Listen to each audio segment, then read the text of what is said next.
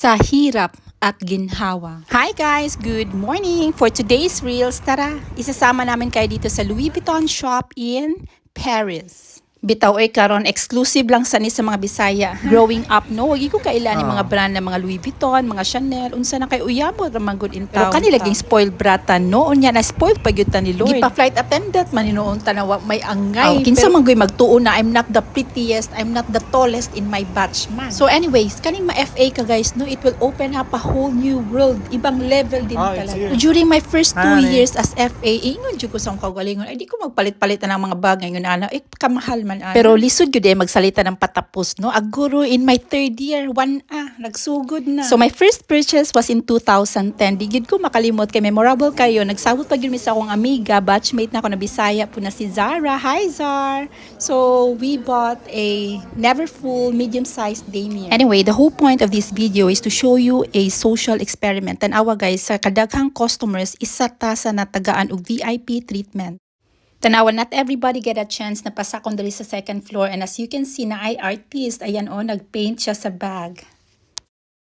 Pa-disclaimer tayo, not everybody's experience is the same. Even I myself, lain-lain ang akong experience sa other branch. There was a time pod na wala ko tagda sa sales associate.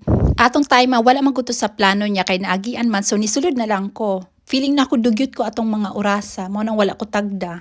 In fact, na-notice gid pud na ako na it matters gid no on how you carry and how you present yourself in public. Not unless gid siguro no na sikat ka, rich and famous, and kilala gid ka na adunahan. Ayan guys, may pa champagne pa. Last time I remember, murag wala man ko gipainom.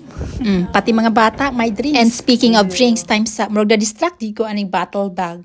Pagka-social naman lang gid sa mo palitan. So anyway guys, if you asked me if worth it ba, well, the bag, not really, because it's just a bag, but the experience, yes, 100%. The bag, the cars, and all other material things can make us happy, but it's just temporary. Things fade and it can be stolen, but experiences are yours to keep forever. You may have all the riches in the world, big houses, flashy cars, and fancy bags, but what truly matters there is your personal relationship, your connection, the intimacy you have to the giver himself.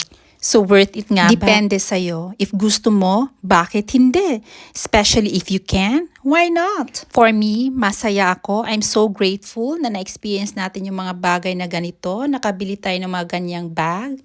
But the real flex there is yung personal experience sa buhay na kasama ang Panginoon sa hirap at ginhawa.